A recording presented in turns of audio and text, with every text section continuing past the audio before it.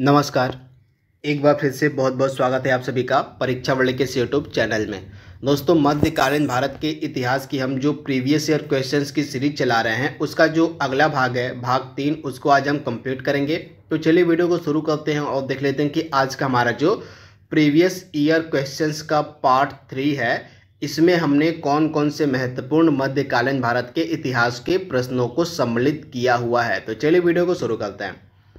पहला प्रश्न आपकी स्क्रीन पर सामने आपके है, आपको बताना है ताजमहल का सुलेखक यानी कि कैलीग्राफर कौन था, आपको बताना है।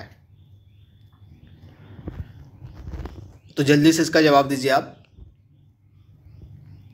तो पहले प्रश्न का राइट आंसर हमारा क्या हो जाएगा, ताजमहल के सुलेखक यानी कि कैलीग्राफर थे आपके अमानत खान सिराजी, यानी कि ऑप्शन आपका जो सी है बिल्कुल सही हो जाएगा। अमानत खान सिराजी जो थे ये ताजमहल के सुलेखक यानी कि कैलीग्राफर थे। तो आप इसे याद रखिएगा।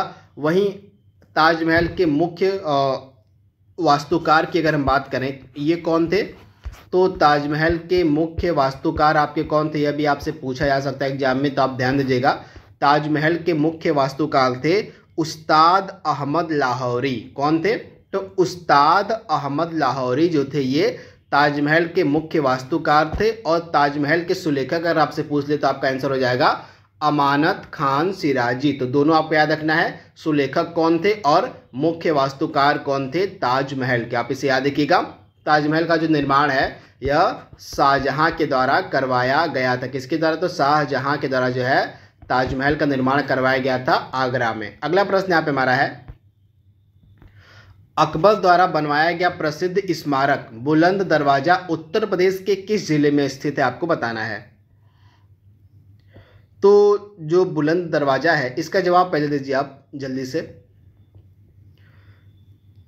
तो अकबर के द्वारा जो फेमस स्मारक बुलंद दरवाजा बनवाया गया था यह आपको मिलेगा आगरा में, यानी कि ऑप्शन आपका जो बी है बिल्कुल सही है। आगरा में आपको मिलेगा, आगरा जिले के फतेहपुर सीकरी में। कहाँ, तो आगरा के फतेहपुर सीकरी में आपको मिलेगा, फतेहपुर सीकरी में आपको मिलेगा बुलंद दरवाजा, यानी कि राइट आंसर आपका क्या हो जाएगा, आगरा के फतेहपुर सीकरी में आपको मिलेगा बुलंद दरवाजा। तो आप इसे याद रखिएगा, वेरी वेरी इंपॉर्टेंट। अगला प्रश्न यहाँ पे हमारा है, और प्रसिद्ध विरूपाक्ष मंदिर जो है निम्नलिखित में से किस जगह पर अवस्थित है, आपको बताना है। जल्दी से इसका जवाब दीजिए। तो फेमस जो विरूपाक्ष मंदिर है आपको मिलेगा कर्नाटक के हम्पी में, यानी कि ऑप्शन आपका जो ए है बिल्कुल सही हो जाएगा। कर्नाटक के हम्पी में है यह विरूपाक्ष मंदिर, यानी कि ऑप्शन आपका ए बिल्कुल सही हो जाएगा। आप इसे ध्यान दीजिएगा। तथा यह जो विरूपाक्ष मंदिर है यह भगवान शिव को समर्पित है। अगला प्रश्न यहाँ पे हमारा है, दिल्ली का प्रसिद्ध लौह स्तंभ जो सदियों से बिना किसी जंग लगे खड़ा है वह निम्नलिखित में से किसके ऐतिहासिक परिसर में स्थित है, आपको बताना। यानी कि दिल्ली का जो प्रसिद्ध लौह स्तंभ है यह निम्नलिखित में से किसके ऐतिहासिक परिसर में बनाया गया है, आपको बताना है। तो आप ध्यान दीजिएगा, जो लौह स्तंभ है इसका निर्माण कुतुब मीनार के परिसर में किया गया है। तो राइट आंसर आपका क्या हो जाएगा, कुतुब मीनार के परिसर में किया गया है प्रसिद्ध लौह स्तंभ का निर्माण, यानी कि ऑप्शन आपका सी बिल्कुल सही हो जाएगा। कुतुब मीनार का जो परिसर है उसी में आपको मिलेगा फेमस लौह स्तंभ। तो आप इसे याद रखिएगा। अगला प्रश्न यहाँ पे हमारा है, अलाउद्दीन खिलजी द्वारा बनवाया गया प्रसिद्ध अलाई दरवाजा कहाँ पर स्थित है, आपको बताना है। तो अलाई दरवाजा आपको कहाँ पे मिलेगा, तो अलाई दरवाजा जो है यह आपको मिलेगा नई दिल्ली में, यानी कि राइट आंसर आपका क्या हो जाएगा, नई दिल्ली, यानी कि ऑप्शन आपका बी बिल्कुल सही है। तो आप इसे ध्यान दीजिएगा, जो अलाई दरवाजा है इसका निर्माण करवाया गया था अलाउद्दीन खिलजी के द्वारा। कहाँ पे, तो दिल्ली में। अगला प्रश्न यहाँ पे हमारा है, प्रसिद्ध चित्रकार मीर सैयद अली चित्रकारी हेतु किस मुगल शासक के 10 सहयोगी थे, आपको बताना है। तो जो प्रसिद्ध चित्रकार मीर सैयद अली थे ये किसके सहयोगी थे, तो हुमायूं के। आप इसे ध्यान रखिएगा, हुमायूं के ये सहयोगी थे मीर सैयद अली, यानी कि ऑप्शन आपका जो डी है बिल्कुल सही हो जाएगा। आप इसे याद रखिएगा, हुमायूं के सहयोगी थे मीर सैयद अली। तो आप इसे ध्यान दीजिएगा। इसके बाद अगला प्रश्न यहाँ पे हमारा क्या कह रहा है, बुलंद दरवाजा जो है निम्नलिखित में से किसके द्वारा बनवाया गया था। बुलंद दरवाजे का जो निर्माण है यह करवाया गया था अकबर के द्वारा, यानी कि ऑप्शन आपका जो ए है बिल्कुल सही हो जाएगा। अकबर ने जो है अपनी गुजरात विजय के उपलक्ष्य में, अपनी गुजरात विजय के उपलक्ष्य में अकबर के द्वारा 1602 ईस्वी में जो है फतेहपुर सीकरी में बुलंद दरवाजा का निर्माण करवाया गया था। तो आप इसे ध्यान दीजिएगा। अगला प्रश्न यहाँ पे हमारा है, पंचमहल किसमें स्थित है आपको बताना है।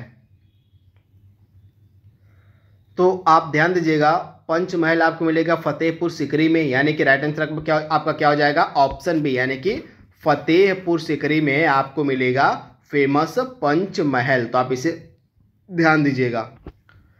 अगला प्रश्न यहाँ पे हमारा है, तो इसका राइट आंसर मैंने आपको क्या बताया था, पंचमहल का फतेहपुर सीकरी हो जाएगा राइट आंसर आपका। अगला प्रश्न यहाँ पे हमारा है, इसमें से आपको कुछ युग्म दिए गए हैं, इसमें से आपको बताना है कि कौन सा युग्म गलत यहाँ पे सुमेलित है, उसको आपको बताना है। तो आइए इसको देख लेते हैं। सबसे पहले तो इसमें से पहला युग्म आपका है बड़ा इमामबाड़ा, कहाँ पे स्थित है, तो बड़ा इमामबाड़ा आपको मिलेगा लखनऊ में, बिल्कुल सही यह दिया गया है। निशात बाग आपको मिलेगा जम्मू कश्मीर में, यह भी आपको बिल्कुल सही दिया गया है। जो निशात बाग है यह आपको जम्मू कश्मीर मिलेगा, यह भी आपका बिल्कुल सही है। उसके बाद फिरोज शाह कोटला जो मैदान है, स्टेडियम है, जिसका अब नाम पलट के कर दिया गया है अरुण जेटली स्टेडियम, यह आपको मिलेगा नई दिल्ली में, यह भी आपका बिल्कुल सही है। उसके बाद हुमायूं का मकबरा यहाँ पे गलत दिया गया है। हुमायूं का जो मकबरा है आपको नई दिल्ली में मिलेगा, कहाँ पे, तो हुमायूं का मकबरा जो है दिल्ली में अवस्थित है। तो इसे आप ध्यान दीजिएगा। इस प्रकार से आपके 3 सही सुमेलित थे और आपका चौथा जो था युग्म वह गलत दिया गया था। यहाँ पे इलाहाबाद नहीं होगा, यहाँ पे आपका दिल्ली हो जाएगा। हुमायूं का जो मकबरा है यह दिल्ली में अवस्थित है। तो आप इसे ध्यान दीजिएगा। अगला प्रश्न यहाँ पे हमारा है, निम्नलिखित में से किसने कुतुब मीनार के निर्माण में योगदान नहीं दिया था, आपको बताना। यह बहुत ही ज़्यादा पूछा जाने वाला प्रश्न है। तो मैं आपको बताते चल रहा हूँ, कुतुब मीनार का निर्माण का जो कार्य है शुरू किया गया था किसके द्वारा, कुतुबुद्दीन ऐबक के द्वारा, यानी कि यह पहला व्यक्ति था जिसके द्वारा कुतुब मीनार के निर्माण का जो कार्य है यह शुरू करवाया गया था। लेकिन शुरू करवाने के कुछ ही दिनों बाद जो है इसकी जो है मृत्यु हो जाती है। तो बाकी का जो हिस्सा था लगभग 2 से लेकर 3 मंजिल तक, यानी कि लगभग 3 मंजिल तक जो है कुतुब मीनार के निर्माण का कार्य उसके बाद करवाता है इल्तुतमिश। उसके बाद आपका तीसरा व्यक्ति आता है फिरोज शाह तुगलक। तो फिरोज शाह तुगलक जो था इसने कुतुब मीनार की 4थी व 5वीं मंजिल का निर्माण करवाया था। तो इस प्रकार से 3 व्यक्ति थे जो कुतुब मीनार के निर्माण में उन्होंने योगदान दिया था। सबसे पहले कुतुब मीनार का निर्माण का कार्य शुरू करवाया था आपके कुतुबुद्दीन ऐबक ने।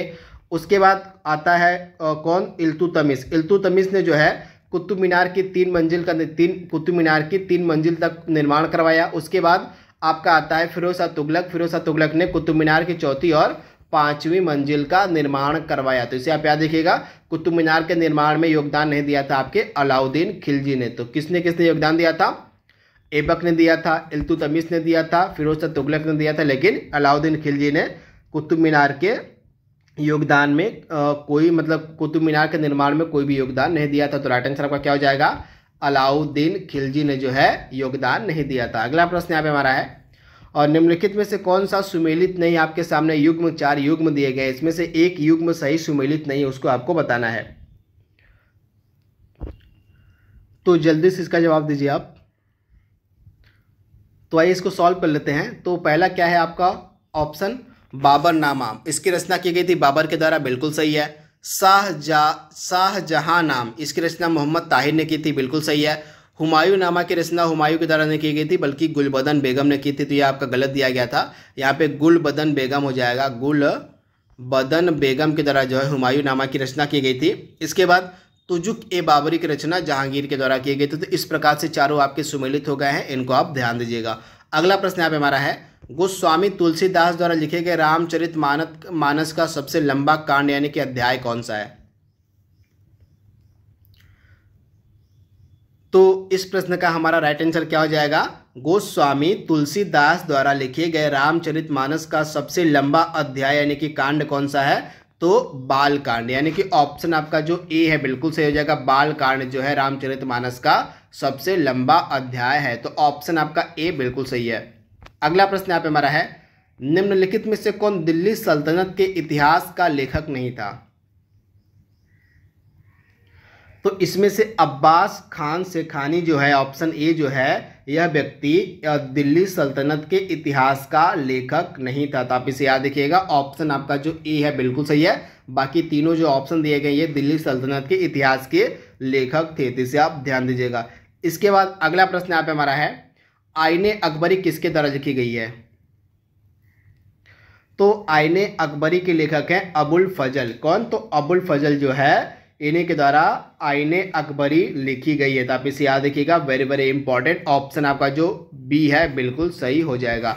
अगला प्रश्न यहाँ पे हमारा है, हुमायूं नामा के लेखक आपसे पूछे जा रहे हैं। तो हुमायूं नामा के लेखक कौन हो जाएगा आपका? तो गुलबदन बेगम। ऑप्शन जो आपका है यहाँ पे बी बिल्कुल सही है, गुलबदन बेगम के द्वारा जो है हुमायूं नामा की रचना की गई थी। तो ऑप्शन आपका जो बी है बिल्कुल सही है, आप इसे ध्यान दीजिएगा। अगला प्रश्न यहाँ पे हमारा है, अकबर नामा के प्रसिद्ध लेखक आपसे पूछे जा रहे हैं। तो अकबर नामा के फेमस लेखक कौन है? तो अबुल फजल, यानी कि ऑप्शन आपका जो बी है बिल्कुल सही हो जाएगा। अबुल फजल के द्वारा जो है अकबर नामा लिखा गया है। अगला प्रश्न यहाँ पे हमारा है, देख लीजिए यहाँ पे, तारिक ए फिरोज शाही के लेखक आपसे पूछे जा रहे हैं। तो तारिक ए फिरोज शाही के लेखक कौन है? तो जियाउद्दीन बनी, यानी कि ऑप्शन आपका जो ए है बिल्कुल सही हो जाएगा। जियाउद्दीन बनी जो है ये तारिक ए फिरोज शाही के लेखक है। तो ऑप्शन आपका ए बिल्कुल सही है। अगला प्रश्न यहाँ पे हमारा है, बनी ने यहाँ पे बरनी होगा, यहाँ पे क्या हो जाएगा? बरनी हो जाएगा, यहाँ पे इस प्रकार से बरनी हो जाएगा। अगला प्रश्न यहाँ पे हमारा है, अकबर ने अपने दरबारी संगीतज्ञ के रूप में किसे नियुक्त किया था? आपको बताना है। तो अकबर का दरबारी संगीतज्ञ कौन था? तो आप ध्यान दीजिएगा, अकबर का दरबारी संगीतज्ञ था कौन? तो राइट आंसर आपका क्या हो जाएगा? तानसेन, यानी कि ऑप्शन आपका क्या हो जाएगा? बी बिल्कुल सही हो जाएगा। जो तानसेन था यह अकबर का दरबारी संगीतज्ञ था, यानी कि ऑप्शन आप बी याद रखिएगा, तानसेन। अगला प्रश्न यहाँ पे हमारा है, किस संत को रामायण के रचयिता वाल्मीकि का अवतार माना जाता है? आपको बताना है। तो वाल्मीकि का अवतार किसको माना जाता है? तो आप ध्यान दीजिएगा, गोस्वामी तुलसीदास को, यानी कि ऑप्शन आपका जो ए है बिल्कुल सही हो जाएगा। गोस्वामी तुलसीदास को वाल्मीकि का अवतार कहा जाता है। तो ऑप्शन आपका ए बिल्कुल सही है। आज का लास्ट प्रश्न हमारा है, अमीर खुसरो का जन्म स्थान आपसे पूछा जा रहा है। तो अमीर खुसरो का जन्म स्थान है एटा, यानी कि ऑप्शन यहाँ पे एटा जो है, एटा जगह आपको मिलेगी उत्तर प्रदेश के कासगंज नाम में। तो ऐसे भी आप याद रखिएगा, एटा उत्तर प्रदेश के कासगंज में है। तो अगर आपका आंसर मतलब ऑप्शन में आपके कासगंज दिया होता तो आप कासगंज भी लगा सकते थे, आपका राइट आंसर रहता। तो कासगंज में मिलेगा नामक एक कस्बा था, यहीं पे जो है अमीर खुसरो का जन्म हुआ था। तो अब इसे आप एटा भी लगा सकते हैं या कासगंज दोनों लगा सकते हैं, कुछ भी हो। यहाँ पे अगर राइट आंसर आपका कासगंज हो जाएगा तो यहीं पे जो है अमीर खुसरो का जो है जन्म हुआ था। तो इसे आप ध्यान दीजिएगा, एटा या कासगंज दोनों आपका राइट आंसर हो जाएगा। अगर ऑप्शन में आपका एटा दिया है तो एटा ही आपका सही होगा, तो आप इसे ध्यान दीजिएगा। तो दोस्तों यहाँ पे हमने मुगल काल से यानी कि मध्यकालीन भारत से रिलेटेड जो भी इंपॉर्टेंट प्रश्न बन सकते थे, जो कि प्रीवियस ईयर एग्जाम में पूछे गए थे, उनको हमने कवर कर लिया है।